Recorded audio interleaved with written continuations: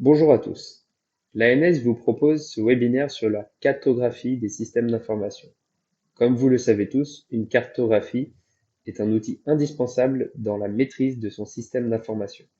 Mais au-delà de ça, le CERF Santé, par son expérience, s'est rendu compte que le fait de mettre à sa disposition une cartographie à jour lui était très utile pour ses interventions. Comme on le verra par la suite, cela lui permet de gagner un temps précieux dans la réponse à incidents, de rapidement identifier les risques de propagation, les flux critiques, les mesures d'isolation d'urgence, etc. Vous pouvez voir sur cette slide de titre le lien vers le guide de l'ANSSI en matière de cartographie qui nous a servi de référence principale pour cet exposé. Ainsi, après avoir développé les avantages d'une cartographie au sein d'un établissement de santé, nous rappellerons ce qu'est une cartographie et ce qu'elle doit contenir. Nous verrons ensuite comment réaliser une cartographie de façon efficace et pragmatique. Et enfin, Monsieur Chavannes, RSIC du CHU de Brest et du GHT de Bretagne occidentale, nous donnera son retour d'expérience. Pourquoi vous faut-il une cartographie?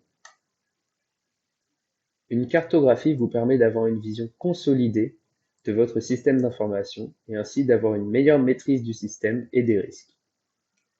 On a mis sur cette slide la maîtrise du maintien en conditions de sécurité, mais de façon plus globale, une bonne cartographie va pouvoir beaucoup vous aider dans le pilotage de vos SI. Ainsi, dans le cadre de vos projets, la cartographie va vous aider à anticiper et à maîtriser les risques et les impacts opérationnels. Pour prendre un exemple concret, en cas de migration, la cartographie va vous aider à identifier les assets impactés et les populations qu'il faut prévenir. Autre exemple, en tant que RSSI, vous êtes souvent sollicité par les chefs de projet pour vous prononcer sur des évolutions applicatives. La cartographie va vous permettre d'obtenir de façon à la fois fiable et rapide des informations pertinentes pour évaluer concrètement les risques et les besoins de sécurité. Dans l'optique de la protection en profondeur de vos systèmes, la cartographie vous permet d'identifier les besoins de sécurité, les assets, les flux, les zones critiques. On voit donc que la cartographie deviendra un outil essentiel dans vos processus de gestion des risques et d'intégration de la sécurité dans les projets. Par ailleurs, la cartographie va vous être d'une grande aide dans la mise en place d'un dispositif de supervision de sécurité. Par exemple, si vous souhaitez faire appel à un prestataire de détection des incidents de sécurité, un SOC, la première chose que ce prestataire fera avec vous sera de définir la stratégie de détection, c'est-à-dire le catalogue des événements redoutés que le SOC devra détecter, ainsi que les règles de détection qui permettront effectivement de les détecter. Pour ce faire, le SOC a besoin d'avoir une bonne connaissance du SI à superviser, en particulier les assets importants, les criticités, les événements redoutés métiers, etc. Vous voyez alors l'importance d'une cartographie dans ce processus. D'après notre expérience, nous savons qu'une grande majorité de clients sollicitent un SOC sans disposer de cartographie précise ou d'analyse de risque de leur système. Le SOC ne dispose pas alors de la vision métier nécessaire pour comprendre finement le système, les processus et les informations qu'il supporte. Le SOC se voit alors contraint de mettre en place un plan de surveillance générique qui risque alors de passer à côté de risques métiers.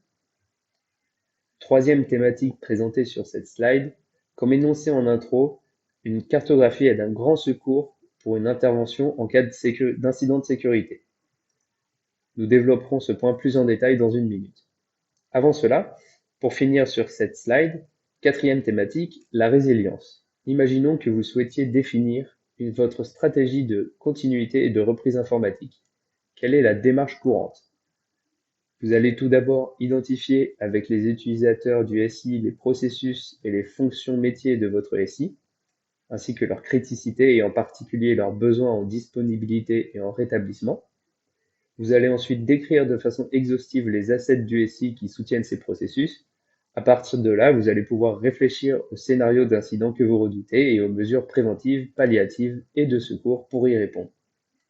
Ainsi, vous voyez que la cartographie vous donne toutes les informations nécessaires des deux premières étapes et vous permet de gagner un temps considérable. On en a parlé dans la slide précédente, nous allons maintenant plus développer les atouts d'une cartographie pour une intervention suite à un incident de sécurité. Premièrement, Une équipe de réponse à incident doit rapidement comprendre votre système d'information, la façon dont il s'organise et comment il interagit avec le reste du monde pour déterminer les premières actions les plus efficaces à mettre en place en cas d'alerte. Vous comprenez dès lors le gain de temps considérable si vous avez une cartographie complète et à jour à leur communiquer. Par ailleurs, la cartographie peut fournir aux équipes d'intervention une connaissance cruciale des aspects métiers. Quelles sont les applications impactées? Quelle est leur criticité? Comment sont-elles interconnectées au reste du monde? Cela les aide à prendre les meilleures décisions pour combattre la menace. Par exemple, cette connaissance permet aux équipes d'intervention de comprendre tout de suite quelles applications peuvent être isolées de l'interne. Autre enseignement capital, la cartographie peut aider les équipes à anticiper les menaces de propagation. Exemple de questions que se posent les équipes d'intervention: quelles sont les applications impactées si tel asset est compromis? Quels sont les flux entrants et sortants, etc. La cartographie permet d'avoir une information fiable et complète sur toutes les interventions du système, ce qui est capital pour assurer un isolement complet et efficace. À ce stade du raisonnement, vous êtes bien convaincu de l'importance d'une carto. Voyons maintenant ce qu'est une cartographie et ce qu'elle doit contenir. Dans la vie courante, nous admettons deux définitions d'une cartographie. Tout d'abord, nous pouvons dire qu'une cartographie, c'est l'ensemble des opérations ayant pour objet l'élaboration, la rédaction et l'édition de cartes. Par exemple, nous pouvons penser aux cartes routières, aux plans d'évacuation de bâtiments ou aux plans de lignes de métro. Ou alors, nous pouvons dire qu'une cartographie, c'est la représentation visuelle d'une réalité non physique, et on peut alors penser aux organigrammes, processus et flux. Eh bien, la cartographie d'un système d'information relève finalement de ces deux définitions. En effet, un SI, c'est à la fois une réalité physique, réseau filaire, point d'accès, équipement, et une réalité logique, flux, application, serveur virtuel. Une cartographie est un ensemble de représentations qu'on appelle vues, qu'on va détailler. Nous allons maintenant décrire le contenu d'une cartographie d'un système d'information, ainsi que les différentes étapes afin de la réaliser. Commençons donc par le contenu d'une cartographie. On va retrouver dans une cartographie trois vues différentes qui vont nous permettre de répondre à un ensemble de questions. Pourquoi, quoi, qui, comment, avec quoi et où.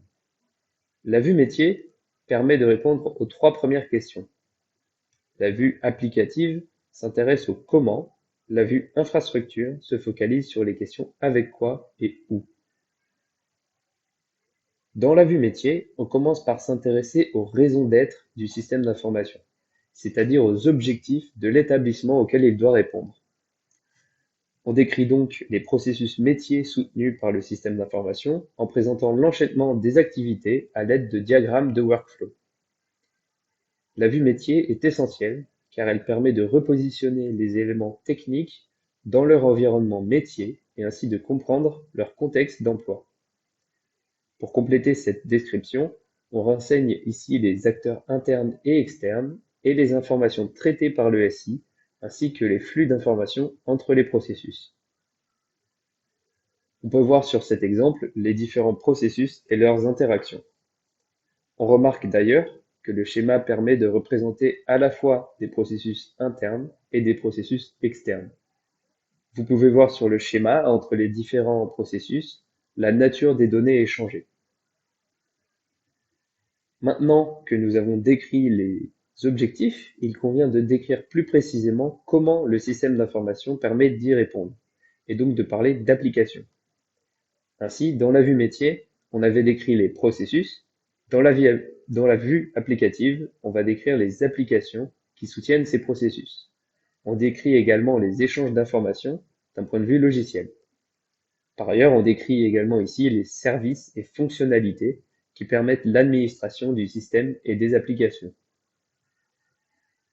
En particulier, la vue de l'administration répertorie les périmètres et les niveaux de privilèges des administrateurs.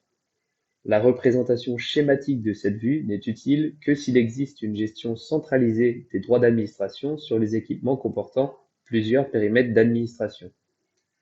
Dans le cas où les droits sur les équipements sont gérés par des comptes locaux, elle est réduite à la constitution d'une liste des comptes et des droits associés pour chaque équipement. Sur cet exemple, vous voyez représenter les applications et leurs interactions. De la même façon que pour l'exemple donné plus haut, pour la vue métier, vous noterez qu'on représente ici également les interactions du SI avec le monde extérieur. On termine cette partie avec la vue infrastructure, qui permet de décrire l'infrastructure logique et physique de votre système d'information. La vue des infrastructures logiques correspond à la répartition logique du réseau. Elle illustre le cloisonnement des réseaux et les liens logiques entre eux. En outre, elle répertorie les équipements réseau en charge du trafic. Les emplacements logiques des équipements de sécurité, sondes, pare-feu, SIEM, sont également recensés dans cette vue. La vue des infrastructures physiques permet de décrire les équipements physiques qui composent le système d'information ou qui sont utilisés par celui-ci. Cette vue correspond à la répartition géographique des équipements réseau au sein des différents sites de l'organisme.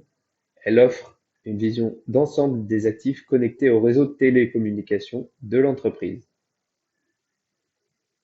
Vous voyez sur cet exemple un schéma réseau classique avec les différents composants du SI, les flux, les firewalls, etc. Voyons maintenant comment concrètement réaliser la cartographie de votre système d'information. Vous pouvez voir ici les 5 étapes principales pour la construction d'une cartographie. Étape 1, définir le périmètre et les objectifs. Étape 2, collecter et analyser les éléments de cartographie existants. Étape 3, réaliser l'inventaire du système d'information. Étape 4, construire les vues de la cartographie. Cinquième étape et étape finale, maintenir la cartographie à jour. Comme pour tout projet, il convient au départ de définir les parties prenantes, les objectifs du projet et son périmètre. On va ainsi cadrer le ou les SI et les zones que l'on veut cartographier. Il convient de commencer par les systèmes d'information les plus critiques et de fonctionner de manière itérative. Enfin, en cohérence avec les objectifs que l'on s'est fixés, on cadre à cette étape le niveau de détail que l'on souhaite atteindre. Pour collecter les informations nécessaires à la construction de la cartographie, on va partir des sources documentaires disponibles et les compléter par des ateliers avec les différentes parties prenantes. Pour préparer les ateliers, il peut être judicieux de diffuser un questionnaire pour expliquer la démarche et les informations qu'on souhaite recueillir et organiser. Pour réaliser les vues d'une cartographie, il est nécessaire de disposer d'un inventaire exact et exhaustif du système d'information. Si vous ne disposez pas de cet inventaire, voilà quelques étapes pour vous aider. Vous pouvez partir progressivement des éléments existants et parcourir les liens de dépendance. Vous pouvez également vous aider des données disponibles, soit à partir de la documentation interne, soit à partir des applications spécifiques dont vous disposez. Pour compléter et ou confirmer ces données, il convient de réaliser des entretiens ciblés avec les parties prenantes intéressées. Enfin, vous pouvez vous aider d'outils de collecte automatisés tels que des outils de gestion de parc ou de supervision. Sur cet exemple, vous pouvez voir que le premier extrait provient d'un tableau listant toutes les applications et leurs caractéristiques importantes. Dans le second tableau, on décrit les flux entrants et sortants pour ces applications. Maintenant que nous avons tout ce qu'il nous faut pour construire les vues de la cartographie, avant de se lancer, toutefois, il faut définir les règles, les principes et le modèle que l'on va appliquer pour construire les schémas et les vues de la cartographie. Il est également important de garder à l'esprit que la cartographie est un exercice itératif, qu'il convient de la maintenir, de l'enrichir et de la corriger au fil des évolutions. C'est ce qu'on illustre dans cette slide. Comme vous le savez, un système d'information n'est jamais figé, il évolue quotidiennement. Il convient donc de mettre en place un processus de mise à jour adapté et de le diffuser aux acteurs qui en auront la responsabilité. La première itération de la construction de la cartographie vous amène naturellement à rencontrer tous les acteurs pertinents. Profitez-en pour communiquer avec eux sur l'importance de maintenir la cartographie à jour et sur leur rôle et responsabilités dans le process. Pour vous aider dans le maintien à jour de la cartographie, vous pouvez établir un questionnaire pour recueillir un retour d'expérience suite à un incident qui permettra de déterminer si la cartographie établie était bien exacte et utile, et sinon, de déterminer comment l'améliorer. Nous allons maintenant passer à l'interview de Monsieur Chavannes. Merci de votre attention.